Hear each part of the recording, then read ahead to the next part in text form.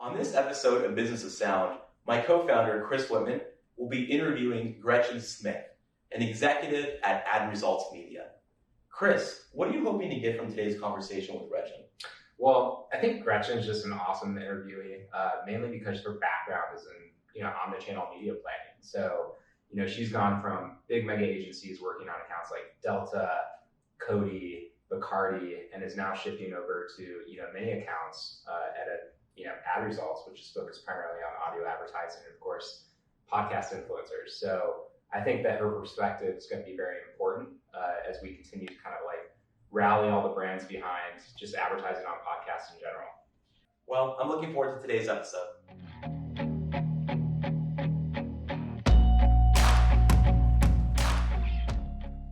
Gretchen, it's good to have you on the show. Yeah, thank you for having me. Yeah, so I think just to kick things off, for the listeners who aren't familiar with you, Gretchen Smith, VP of Media at Ad Results, you've worked on some amazing accounts in your career: Miller Coors, Coty, Bacardi, Delta, and now you're over at Ad Results, which focuses primarily on just audio advertising. Correct me if I'm wrong on that, but I guess one thing that I'd love to just kind of hear a little bit more about is just your background, how you kind of rose up the ranks in media, doing a lot across a lot of different brands, and then how you ended up here in Ad Results and focused on podcasting.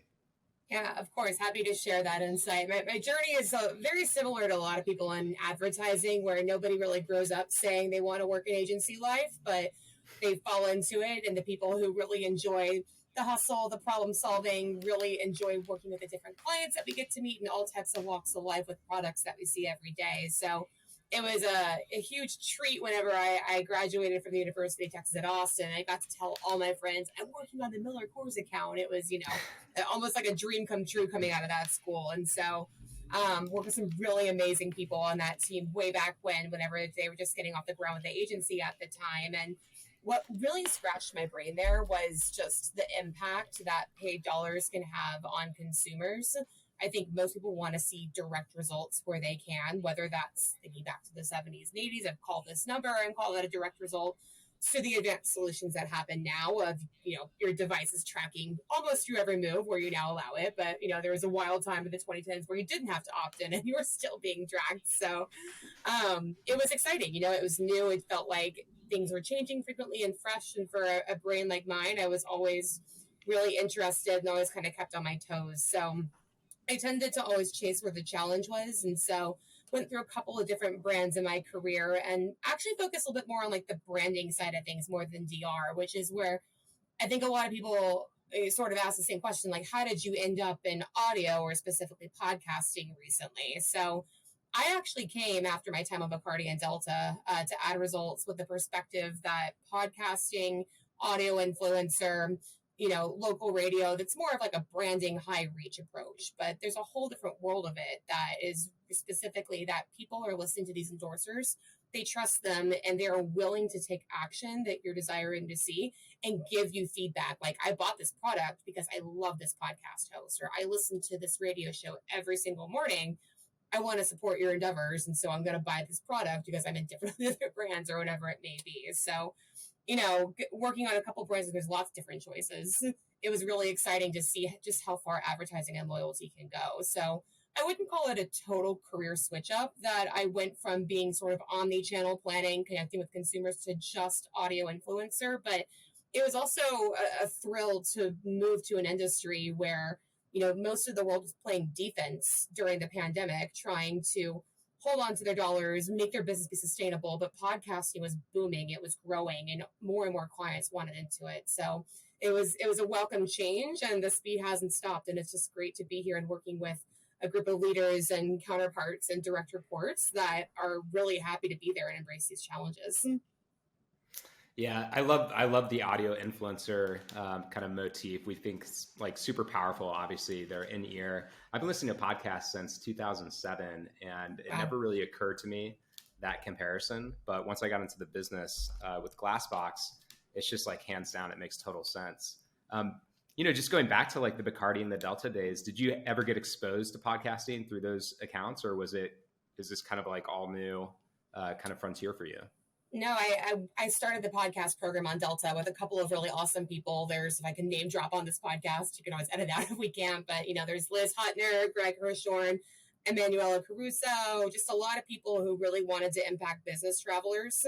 Podcasting on the Bacardi side of things was not as a big of a focus because liquor and music go so hand in hand. So your audio efforts were really focused more so on the music and the right type of culture and occasions. But within Delta, we were trying to break into, how do we break into a business traveler where people are trying to reach these really high value people at all times? And it was sort of like a consumer first insight that we came up with in a room that wasn't backed by any of the tools that these big agencies try to make us buy. There was no, well, we looked in ComScore and it showed up. It was just kind of like, you're trapped on a plane. At the time, there wasn't always free Wi-Fi. And if there was Wi-Fi, it was like $25. And it's just, there's people talking beside you. Business travelers listen to podcasts, it's their modern day newspaper. And so our first podcast program with Delta focused on being in things like Freakonomics, TED Talks, and things like that. Just thinking that as people are striving for excellence in their career, like it's a passion point for them just even outside of their 9 to 5. And we really only at the time measured off of impact of reach and downloads. And at the time, that's all that there was. It was really difficult to say, this is somebody who booked a flight because they heard about Delta on a podcast, because it was so contingent on what's the schedule. If you're flying out of a market where Delta does not have a really big presence, you might have to connect versus a different carrier. And so, we've all purchased a flight. There's nowhere really that says, why'd you choose to do this flight today? You can't choose podcasts as a drop down like you can with some of these other D2C companies. So it was really all reach and resonance. And as far as I understand, the team is still working on that today. But, in a world where you work with some smaller movers and shakers that can do more for their website and inputs, they can put different types of RSS tracking, linking on their website. They can do, how did you hear about us, surveys. They can even find ways to adapt the data they collect into modeling now. You see a lot more advertisers who are treating podcasting and audio influencer as a full funnel approach, and I couldn't be happier about it. Yeah, that's really amazing. And, now you're working across, how many brands are you working across at this point? It's we get a lot of people knocking on the door every day, but I would say right now you're in the 30 to 40 range with my other counterpart. Oh, wow. And then would you say that, most of them have already decided that they want to be going into audio advertising, or are there ever instances where you're kind of trying to pitch them on podcasting specifically? And if so, what's that conversation look like? What are you kind of doing to fight for those dollars? I would say that the main thing we try to do whenever we talk to clients, whether we're going out and saying, hey, you would do really great in podcasting, or if they're coming to us saying, we want to be in it, can you help us scale? It's really getting back to what are they trying to tell consumers? I think a lot of times brands and companies get into the bad habit of talking to themselves. There are a lot of media plans that I certainly created back in my day where it was to make somebody at a company happy and not actually to make a consumer drive a sale. And so here it's sort of saying, yeah, your brand wants to be in podcasts, but like, what do you want that listener to take away from their time with their best friend that's hosting a podcast? And I say best friend figuratively, right? Like we treat these people like they're our friends and listen to their advice and take their perspectives onto our own. So that's really where we start, is sort of like, what's the benefit for the consumer and what are we trying to do here? Because if it's not there, they're just trying to chase the latest lead and also do some pretty staple things like no cussing in this. We're not afraid to say podcasting isn't for you. It needs to be the right message. It needs to be a product also that the host believes in. If there's a client where potentially there's not a lot of adaptation from hosts and we don't think hosts will latch onto that, we'll talk about that. We'll talk about, here's what hosts have talked about in the past that may be conflicting with your product. It's a lot of art and some science that goes into it. But ultimately, we work with every single client more like a consultant than just an activation arm to say, let's go into your marketing mix. What's the role of podcasting versus other channels? And what do you want the end consumer to do? Right. Yeah, no, that's interesting. And, obviously, like, goes without saying, terrestrial radio is a massive business, still huge to this day, very high billions. But what would you say is the conversation in shifting dollars from terrestrial radio into podcasting? Like, what does that sound like? I would argue that we're not shifting it. I think hundreds of thousands of people still listen to terrestrial radio every single day. I think that there's perception and research that says that it's shifting, but realistically, you're actually seeing people consume more audio in their day. And so they're adding podcasts versus saying, well, I'm not going to listen to terrestrial anymore. The people who have given up their cars and don't have AM, FM, Sirius XM, like they've already done that. And so they're effectively out of that market. But we actually very much see it as they play with each other and are at different parts of their day versus anything that we're trying to switch dollars from terrestrial. There certainly is a role. And for some of our clients, we see some of the best performance come from terrestrial. So you can't discount that just because podcasting is a new shiny thing. Yeah, for sure. Yeah. I mean, I think, obviously I live in New York. Definitely not listening to terrestrial radio too much. Get on the subway, get to the gym, and I'm on demand audio, on Spotify or Apple Podcasts. Yeah. So that makes total sense. But I guess for me, it's probably about the opportunity to just kind of like select what I want to listen to when I want to listen to it. But you living in Austin, you probably live that life, right? You're probably on terrestrial radio, but then also listening to your podcast, right? I've lived all three lives. I've been in New York without a car. I did a pandemic purchase of a car when I did live in New York, and I've made the move back to Austin. So, I've gone through the listening to AM, FM, listening to Sirius, getting a Bluetooth plug-in to my old 2005 sedan that I'm driving right now so I can listen to my podcasts. It's all of it. And so there's a role for everything. I would argue that if you're looking at doing a local plan saying, hey, Chris, I want to reach you so you buy my product, marketers who are savvy on, the consumer they're targeting are going to say, well, Chris doesn't have a car. Like, if we want to reach his mom or his dad or his brother who lives in Timbuktu, sure thing. But more or less, if you're trying to reach a New Yorker, you have to keep in mind that, 50% of their time with earbuds around their ears, they're underground on the subway.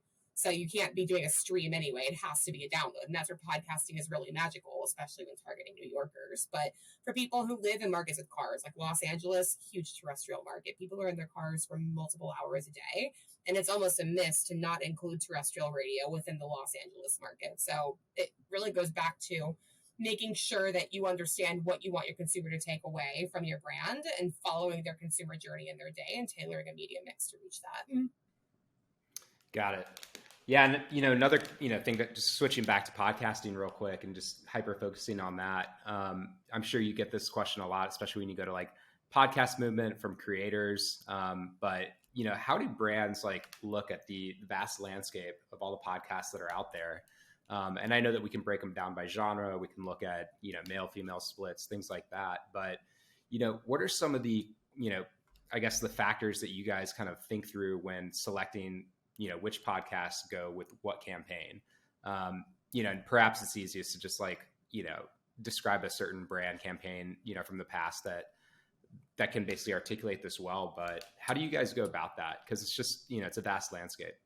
Yeah, it is vast. And I think that's why you need a specialty partner to do it. I think a lot of people can do a great job of choosing one network who has a couple podcasts and checking the box and saying, the marketing plan we've created for this client now has podcasting and our job is done, but that's the worst way you can do it. So again, you have to think about what is Chris Smith, I can't speak today, edit this part out. What does Chris Whitman listen to in his free time? It's not enough to say, let's reach podcast listeners when they're going underground on the subway. It's saying we know he doesn't listen to a Call Her Daddy, but he might listen to a Tim Dillon. And so you have to, one, know the intricate landscape of the most recent podcasters. You have to know who they're endorsing and what. Like by nature, you don't want to be that agency that goes and asks if they'll endorse a product when they've been endorsing their competitor for months, if not years. That's going to be a bad experience for everybody involved. The other thing that we do is we try to look for brand suitability over brand safety. I feel like the buzzwords of brand safety come around every single channel creeping every now and then. But one of my favorite things about working with my partners and my other VPs and my teams at Ad Results is that, we're pretty upfront that if you want to be in a world where there's no cuss words and it's appropriate for your child to listen to the podcast, well, podcasting is going to be a limited scale channel for you. Like as humans having conversations with each other, sometimes we share a cuss word or two.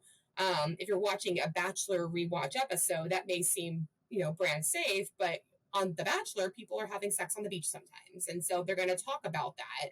And then some clients might think, oh, that's not brand safe. I can't be around that. And there are some brands that are like, I'm very comfortable being around that because this person has raised their hand and said, I need to get back into The Bachelor.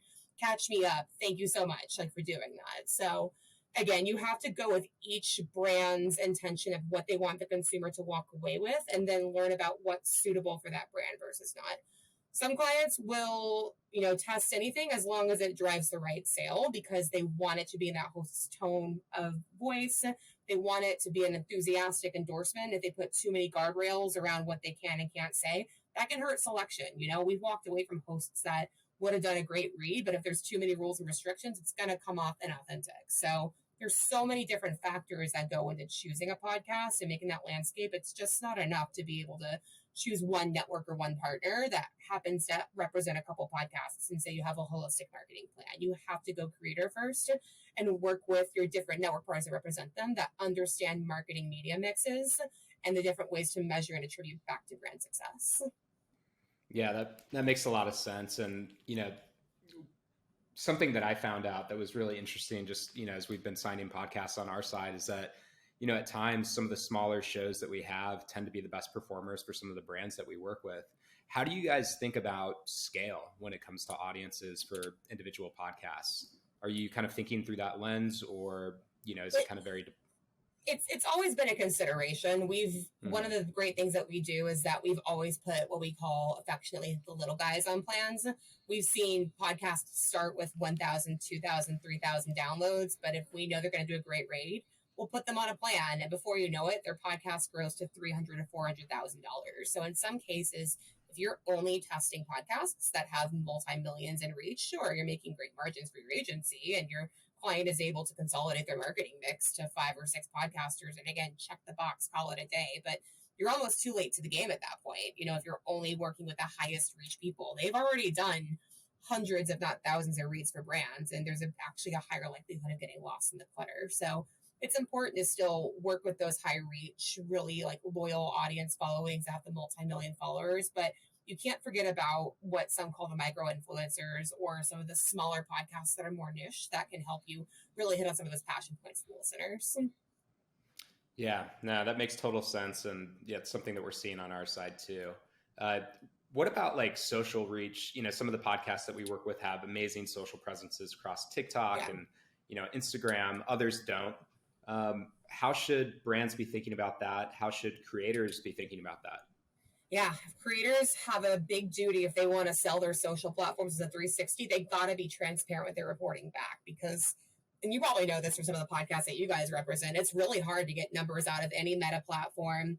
The TikTok algorithm changes all the time, and that doesn't mean, inconclusive data, don't invest. There certainly still is a value for having that social addition to an audio read, because again, going back to what I said before, you're chasing the creator, you're not chasing the network or the check the box. But you have to understand that whenever you're getting different sources of touch points of the consumer, different reporting comes with that. So you might not get, an Instagram engagement rate, even though the creator can see it. Like, that's not something that's going to be integrable or easy for you to get and tell a total marketing story. So that's where you really have to have that mix of art and science, put together a whole story about what your brand is doing with the creator. Yeah, and I would imagine too, 360 deals, that's, tends to be, let's walk before we run for a lot of brands that we talk to. Would you say that you're looking for social extensions more as like a value add on a first pass, like while you're doing testing, and then maybe add it in as a paid channel later? Yeah, it's going to be difficult to sell in a multi-million-dollar 360 partnership to somebody who's never tested in the podcast. And you have to prove the channel, and you have to prove the creator first. So whether that's saying, let's have, 4 to 5 different reads over a couple of months. And if you end up, like, let's say we're selling tickets or something, you end up going to a show, post a picture from the show and talk about how you got the ticket and that you're partnering with them on your podcast and things like that. So there's ways to do it, but it's still not a one size fits all. There are some companies that have an entire different social marketing team than the audio team. They're fragmented, whether they want to say it or not. And so if it's just the podcasting team member working on that, they're going to say, well, certainly I only want it as added value. My dollars are only going towards audio.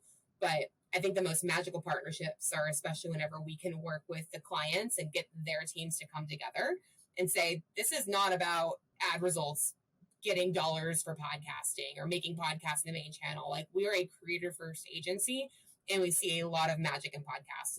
Which is why the bulk of our clients come to us. But ultimately, they all matter. Every touch point of consumer matters. I follow podcasters that I follow, not just on Apple Podcasts, but also on Instagram, on TikTok. Like there's many touch points that I have with these people. And frankly, as a consumer, like I might even mix up the attribution sometimes. Like I might see an ad for a product from a podcaster on social, but if I go buy that, I might mark it as podcast. The lines get really blurred, and it's not a problem that, one agency alone can solve. You just have to be able to be good listeners and good consultants to your clients who are coming to you for marketing advice. Yeah, I mean, let's drill into that too. Yeah. You bring up a good point. And we haven't even started talking about YouTube, but when it comes to attribution and just tracking performance for podcasts, I mean, what is some advice that you give to brands out there? I know that certain brands have their own mechanisms set up. Some are using, platforms like Podsites, Podscribe, et cetera. Others just, refuse to do that. How are you having those conversations? How are you trying to set up your clients for the best success on their brand campaigns? The world that I came from heavily influences the world that I live in now, where, almost every agency that I've worked at before, with no disrespect to anybody, it's a great strategy, tries to sell in their own products and models because they know the best about them and it's easiest to connect. But sometimes an agency's own product and models are not the best fit for the client. And so I've maintained since I started at Ad Results, you have to be agnostic whenever it comes to attribution methods and preferred models. I get asked by clients all the time, what's better, Podsites or Chartable? And I giggle and I'm like, well, they're both on my Spotify now, so what does it matter? But, they say, well, what's the best one? We want your POV for the best one. And I always kind of have to take a breath and empathize with them a bit that they're under a lot of pressure to get the highest and most accurate numbers. I'll always say, think of attribution tools and methods like a toolbox. They've got a bunch of different screwdrivers in a toolbox. And sometimes for a project, you need a Phillips head, but sometimes for a project, you need a flathead screwdriver. And don't get me wrong, sometimes you can take that flathead and fit it into the Phillips and still twist it and get the job done, but it's still not perfect. You need to think of attribution models as tools and how they incorporate into your media mix. If you go in and you say, our preferred partner is this, our recommended partner is that, and nobody else ever, I would always encourage clients to dig into why. There's a lot of power and importance in staying agnostic and embracing the creative process as these companies develop and change. And so you need to have a good understanding of not just, Podsites versus Chartable versus the other pixel partners coming to play, but also, what does a world without pixel attribution look like? What does the impact of cookies having on podcasting? Not much, but it's, right. It's a complicated topic that I think we need more than an hour to go into, but I would say that the key takeaway is that if you're a client listening to this, you need to treat your attribution tools like a toolbox, not as like a best and worst. And if you're an agency, make sure you're thinking about, what you're actually selling at the end of the day. You need to stay agnostic and do what's right for your clients to drive results. Yeah, no, I mean, results is all it's about, at the end of the day. The story of Glassbox is very much like getting the band back together. We all worked together at Giant Media, which my co-founder David founded. We worked together, I guess, on Cody years ago. Yeah, which is funny. But one of the things that was amazing as we started the company was just that ad tech kind of seems like it's just kind of finally caught up to podcasting. So it's actually made, I guess the space more democratic for brands because they can actually start tracking things. And, we can do things like dynamic ad insertion. We can change out messaging. We can A/B test. There's so much stuff that we can do today in podcasting that really wasn't, capable before, which is super exciting. But as ad tech has caught up to podcasting, we sign creators on a weekly basis. One of the first points of conversation that we have with creators that we're talking to is ad load. We have that conversation around my show is 45 minutes to an hour long. How many ad breaks do you think should go in there? And then conversely, what we're seeing on the brand side now when we get RFPs, from direct response agencies, performance agencies, but also larger brand awareness agencies, is share of voice. How are you guys thinking about share of voice when you guys are booking campaigns? What do you think is kind of like the right mix for your brand campaigns, but also for the consumer? Well, we have to dig into a bit about what's your goal. Are you trying to get a strong reach? Are you trying to block competitors? Because that's a very different campaign than resonating with 1 to 2 to 3 key consumers that are going to become lifetime customers. So I think there is a world that exists out there that is, what is doing too much, and ad load going into it is a big part. The advice I give creators is remember to take endorsements and brand deals that you believe in. When they start to say, well, how many ad breaks do I need? They're thinking about money first and not always a connection with their audience. I think that their audience will stay loyal if they had maybe one ad break with 2 different endorsements in it. Then that really went far versus having 8 to 10 just because you have the inventory, just because you're monetizing it on the open marketplace or things like that. We always want creators to remember to stay authentic where they can. And certainly, they need to make money. This is how they're supporting their podcast business. But, 10 ads in an episode, that's a lot. It really is. And what happens whenever you get a brand who wants to take over the whole episode? You're booting out other advertisers. Now everybody's scrambling for spots. And so, there isn't a magical answer, like the right number of ad breaks is X and the first or the second or the third position is the most preferable in the middle. You can cut and slice it and dice it however you want, but I think it can get a bit lost into the minutia. And we need to remember, is this host actually really enthusiastic about this product? And if they're not, did they do a hilarious read for it that you're going to remember for the rest of your life? And if you have to do that 10 times in an episode, it's less likely that it's going to stick with that consumer. Yeah. And I think, at the end of the day, a lot of hosts, they could be passionate about a product. They still might need some help, right? So, we're frequently getting on brand calls, just making sure that they understand the messaging, the guidelines, but then they're also, just really authentic about their read and just really digging in. That obviously helps a lot with performance. It's refreshing to hear you say that specific about hopping on calls, because I've seen a trend recently with some networks, both in the podcast and YouTube side, who say, well, we don't need an onboarding call. Send us talking points and we'll take it from there. And they almost get frustrated, but we're like, our brand is trying to cultivate a connection with your host. I understand that, we're all bombarded with calls all day, every day, right? After I record this, I'm going on another series of marathon calls after this. But, we've seen for a couple of our clients that the onboarding call helps keep the host accountable for the guardrails of what they can and can't say. And sometimes you discover fun things you wouldn't think otherwise to say.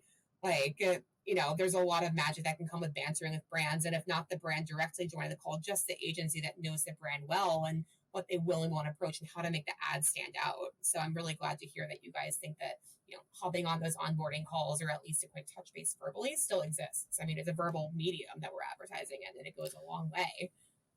Yeah, it's super important. And, it's one thing to kind of take the test money, but at the end of the day, that's not the whole point, right? The whole point is to take that test campaign, get it into a longer term relationship with the brands. And that's where everybody's winning.